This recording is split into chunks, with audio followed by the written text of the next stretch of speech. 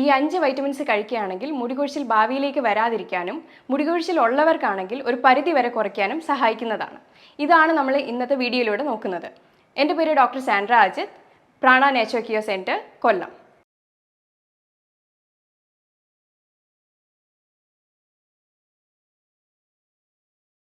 മുടികൊഴിച്ചിലും ആരോഗ്യവും തമ്മിൽ വളരെ അടുത്ത ബന്ധമാണുള്ളത്. എന്നാൽ മുടിയുടെ എല്ലാ പ്രശ്നവും സൗന്ദര്യ സംരക്ഷണത്തിൻ്റെ പരിധിയിൽ വരുന്നതുകൊണ്ട് എല്ലാവരും അത്ര കാര്യമാക്കാറില്ല. മുടികൊഴിച്ചിൽ രൂക്ഷമാകുമ്പോഴാണ് ആരോഗ്യത്തെപ്പറ്റി ശ്രദ്ധിക്കുന്നത്.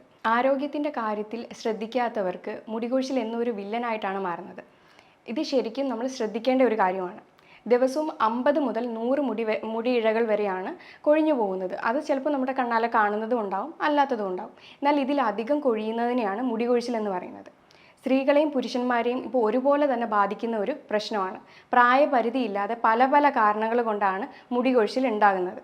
എത്ര റെമഡീസൊക്കെ ചെയ്തിട്ടും വീട്ടിൽ പല കാര്യങ്ങളും ചെയ്തിട്ട് സെറംസ് യൂസ് ചെയ്യുന്നുണ്ട്, പിന്നെ ഓയിൽസ് യൂസ് ചെയ്യുന്നുണ്ട്. എന്നിട്ടും ഈ മുടി കൊഴിച്ചിലിന് ഒരു അന്ത്യമില്ലെങ്കിൽ അതിന് കാരണങ്ങൾ പലതാണ്. ശരിക്കും മുടി കൊഴിച്ചിലിൻ്റെ റൂട്ട് കോസിനെ ട്രീറ്റ് ചെയ്യുമ്പോഴാണ് മുടി കൊഴിച്ചിലിന് പൂർണ്ണമായിട്ടൊരു ശമനം കിട്ടുന്നത്. അതിൻ്റെ ചില കാരണങ്ങളാണ് ഭക്ഷണത്തിലെ പോഷകക്കുറവ്. ഞാൻ പറഞ്ഞായിരുന്നു, ചില വൈറ്റമിൻസിൻ്റെ അഭാവം മൂലം നമ്മൾക്ക് മുടി കൊഴിച്ചിൽ ധാരാളമായിട്ട് ഉണ്ടാകാനായിട്ടുള്ള ചാൻസ് ഉണ്ട്. അതേപോലെ ചില ഹോർമോൺസിൻ്റെ ഇംബാലൻസ് മൂലം, അതായത് തൈറോയ്ഡ് പ്രശ്നങ്ങളുള്ളവർക്കോ PCOD PCOS ഉള്ളവർക്കോ മുടി കൊഴിച്ചിൽ രൂക്ഷമാവാൻ ചാൻസ് ഉണ്ട്. അതേപോലെ സ്കിൻ ക്യാൻസറിൻ്റെ ഒരു സിംറ്റവും കൂടിയാണ് മുടി കൊഴിച്ചിൽ. അതുപോലെ തന്നെയാണ് സിങ്കിൻ്റെ ഡെഫിഷ്യൻസി ഉണ്ടെങ്കിൽ, മിനറലായ സിങ്കിൻ്റെ ഡെഫിഷ്യൻസി ഉണ്ടെങ്കിൽ മുടി മാത്രമല്ല കൊഴിയുന്നത്, കൺപീലിയും അതേപോലെ പുരുകവും എല്ലാം അതിൻ്റെ കൂടെ തന്നെ കൊഴിഞ്ഞു പോവുകയാണ് ചെയ്യുന്നത്. അപ്പോൾ സിങ്കിൻ്റെ ഡെഫിഷ്യൻസി ഉള്ളവർക്കും ഈ ബുദ്ധിമുട്ട് കണ്ടുവരുന്നുണ്ട്. അതുപോലെ തന്നെയാണ് സ്കാൽപ്പിൽ പല ഇൻഫെക്ഷൻസോ കാര്യങ്ങളോ ഒക്കെ ഉണ്ടെങ്കിൽ മുടി കൊഴിച്ചിൽ രൂക്ഷമാവാനായിട്ടുള്ള കാരണമാണ്. അതേപോലെ ഹാർഡ് വാട്ടറിൽ കുളിക്കുന്നു, പെട്ടെന്ന് ക്ലൈമാറ്റിക് ചേഞ്ച് ആകുന്ന സമയത്തും ഒക്കെ നമുക്ക് മുടി നന്നായിട്ട് കൊഴിയാനായിട്ടുള്ള കാരണമാകുന്നുണ്ട്. അതുപോലെ തന്നെയാണ് പ്രോട്ടീൻ്റെ ഡെഫിഷ്യൻസി ഉണ്ടെങ്കിലും മുടി കൊഴിച്ചിൽ ധാരാളമായിട്ട് വരും. മുടി ഉണ്ടാക്കിയേക്കുന്നത് തന്നെ പ്രോട്ടീൻ വെച്ചിട്ടാണ്. അതിൻ്റെ സ്ട്രക്ചറും അതിൻ്റെ ആ ഒരു ഇതെല്ലാം മെയിൻറ്റെയിൻ ചെയ്യുന്നത് നമ്മുടെ കെരാറ്റിൻ എന്ന പ്രോട്ടീനാണ്. അപ്പോൾ പ്രോട്ടീൻ്റെ ഡെഫിഷ്യൻസി ഉണ്ടെങ്കിലും മുടി കൊഴിച്ചിൽ രൂക്ഷമാവാനായിട്ടുള്ള കാരണങ്ങളിലൊന്നാണ്.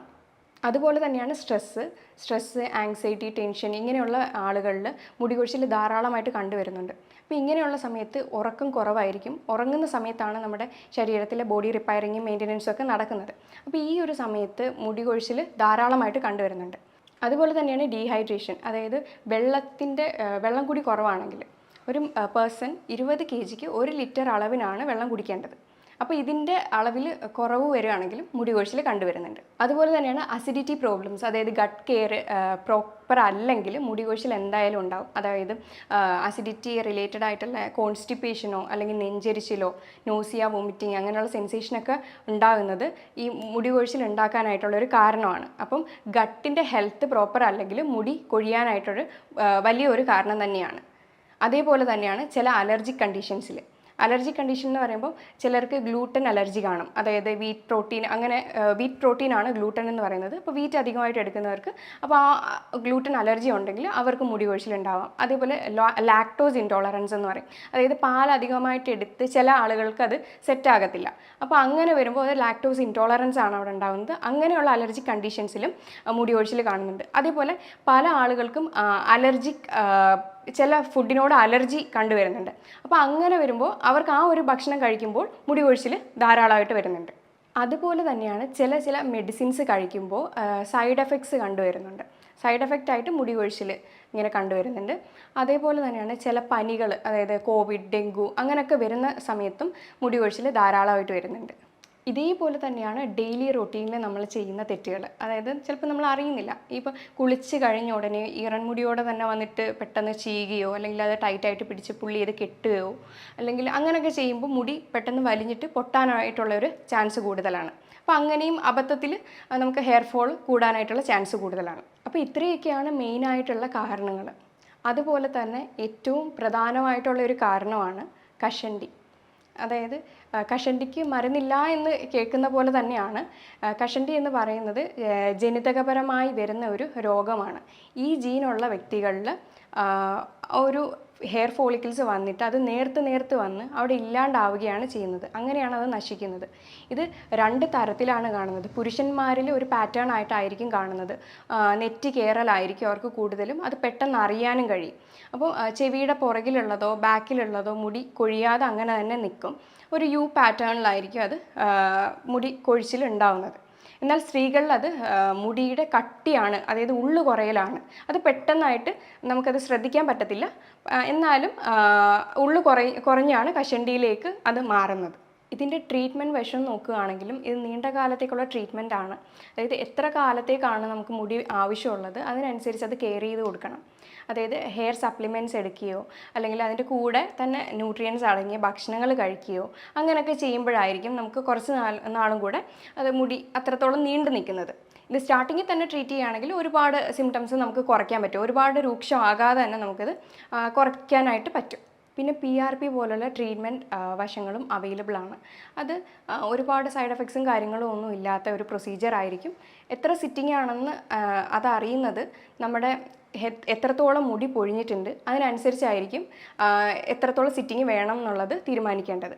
നമ്മുടെ തന്നെ ബ്ലഡ് എടുത്തതിന് ശേഷം അതിൻ്റെ പ്ലേറ്റ്ലെറ്റും ഗ്രോത്ത് ഫാക്ടറും കൂടെ സെപ്പറേറ്റ് ചെയ്ത് തിരിച്ച് സ്കാൽപ്പിലേക്ക് ഇൻഫ്യൂസ് ചെയ്യുകയാണ് ചെയ്യുന്നത്.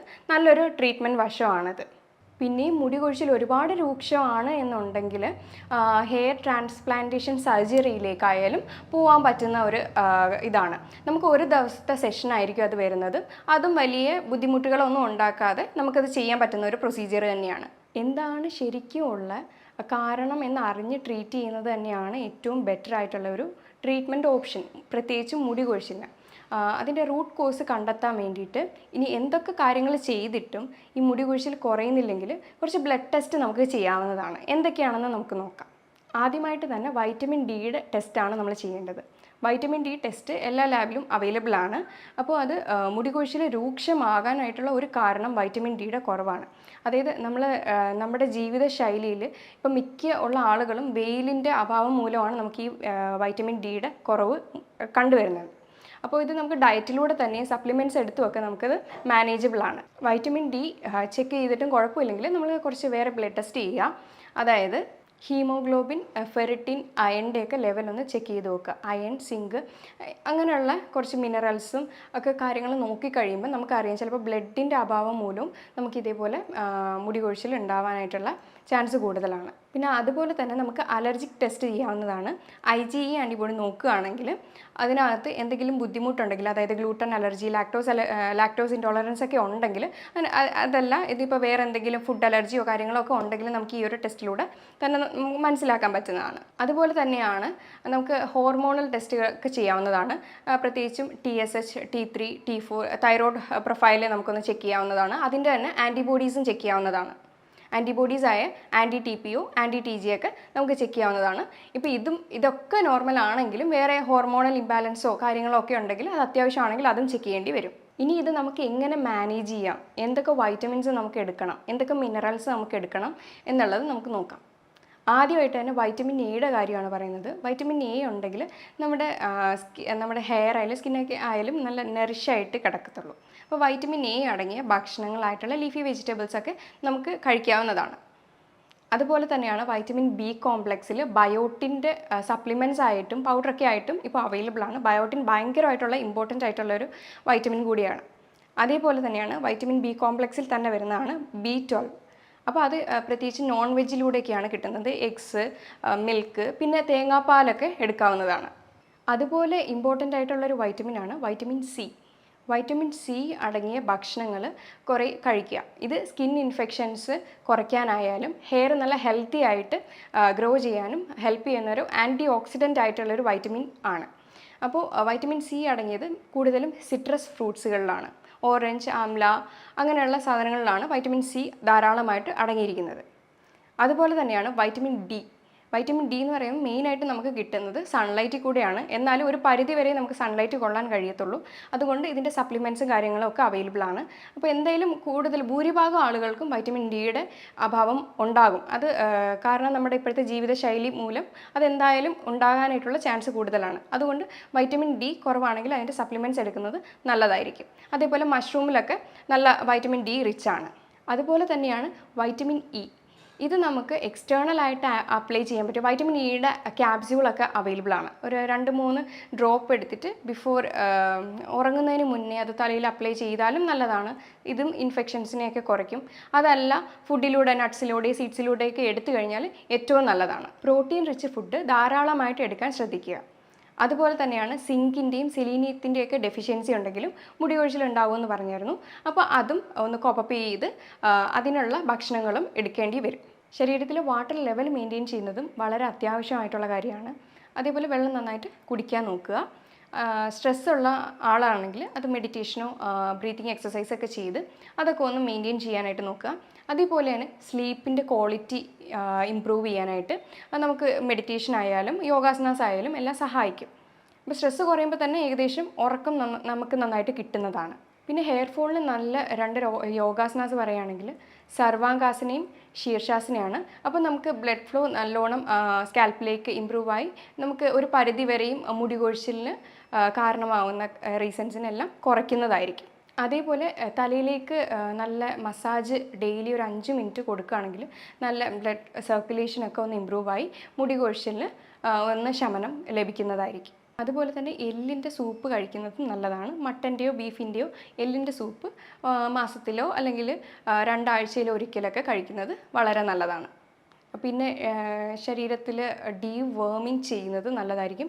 6 മാസത്തിൽ ഒരിക്കൽ ഡീവേമിങ് ചെയ്താൽ മതിയാവും. ആദ്യത്തെ ഒരു ക്യാപ്സ്യൂൾ, അത് ഏതോ ഒരു മെഡിസിനോ ആയിക്കോട്ടെ, കുഴപ്പമില്ല. അത് ആദ്യത്തെ ഒരാഴ്ചയിൽ ഒരു മെഡിസിൻ എടുത്തതിന് ശേഷം പിന്നെ ഒരു 2 ആഴ്ച കഴിഞ്ഞിട്ട് ഒരു മെഡിസിനും കൂടി എടുക്കുക. അപ്പം എന്തെങ്കിലും അണുബാധ അങ്ങനെ എന്തെങ്കിലും ഗട്ട് കെയർ എന്തെങ്കിലും ബുദ്ധിമുട്ട് വരുന്നുണ്ടെങ്കിൽ ഈ ഒരു ഡീവേമിങ് ചെയ്യുമ്പോൾ തന്നെ ഏകദേശം ഹെയർ ഫോളിനൊരു ശമനം ലഭിക്കുന്നതായിരിക്കും. അതുപോലെ തന്നെ സ്കാൽപ്പ് ഓവർ ഡ്രൈ ആയി കഴിയുമ്പോൾ ഡാൻഡ്രഫിൻ്റെ ഇഷ്യൂ വന്നിട്ടും ഹെയർ ഫോൾ വരാം. അതേപോലെ കൂടുതൽ പെട്ടെന്ന് അടുക്കിന് തന്നെ തല വാഷ് ചെയ്യുന്നവരും ഉണ്ടാവും. ഡെയിലി തന്നെ 1-2 പ്രാവശ്യം വാഷ് ചെയ്യുന്നവരുണ്ടാവും. അത് അവോയ്ഡ് ചെയ്യണം.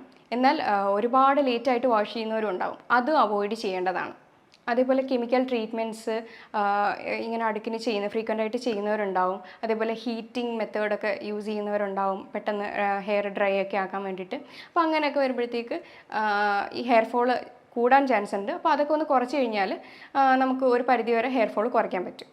അതേപോലെ ഹാർഷായിട്ടുള്ള ഷാമ്പൂ കണ്ടീഷണറൊക്കെ ഒന്ന് അവോയ്ഡ് ചെയ്തിട്ട് മൈൽഡായിട്ടുള്ള ഷാമ്പൂ കണ്ടീഷണറൊക്കെ ഉപയോഗിക്കാനായിട്ട് നോക്കുക. അതും ആഴ്ചയിൽ 1-2 പ്രാവശ്യം ഉപയോഗിച്ചാൽ മതിയാവും. പിന്നെ ഹോം റെമഡീസിൽ തന്നെ മാറുന്ന ഹെയർ ഫോൾ ആണെങ്കിൽ കുറച്ച് ഹോം റെമഡീസ് ട്രൈ ചെയ്യാവുന്നതാണ്. അതായത് അലോവേറ ട്രൈ ചെയ്യാം. അലോവേറയുടെ ജെല്ല് എടുത്തിട്ട് സ്കാൽപ്പ് ഫുൾ അപ്ലൈ ചെയ്ത് കുറച്ച് നേരം കഴിഞ്ഞിട്ട് ഒരു 10-20 മിനിറ്റ് വെച്ചിട്ട് വാഷ് ചെയ്യാം.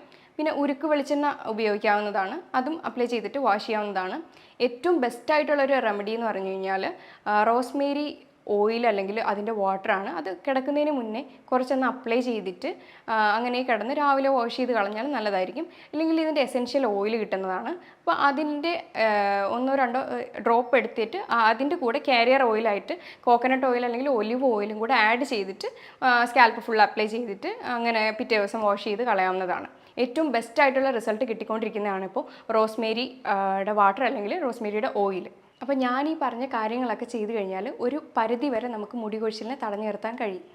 അപ്പോൾ ഇതും എന്ത് റെമഡീസ് ചെയ്തിട്ടും കുറയാത്തവരാണെങ്കിൽ ഈ പറഞ്ഞ ബ്ലഡ് ടെസ്റ്റും കാര്യങ്ങളൊക്കെ എന്നെടുത്ത് നോക്കുക. അപ്പോൾ ഈ പറഞ്ഞ കാര്യങ്ങൾ എന്തെങ്കിലും ഡൗട്ടോ കാര്യങ്ങളോ ഉണ്ടെങ്കിൽ താഴെ തന്നിരിക്കുന്ന നമ്പറിലേക്ക് കോൺടാക്റ്റ് ചെയ്യാവുന്നതാണ്.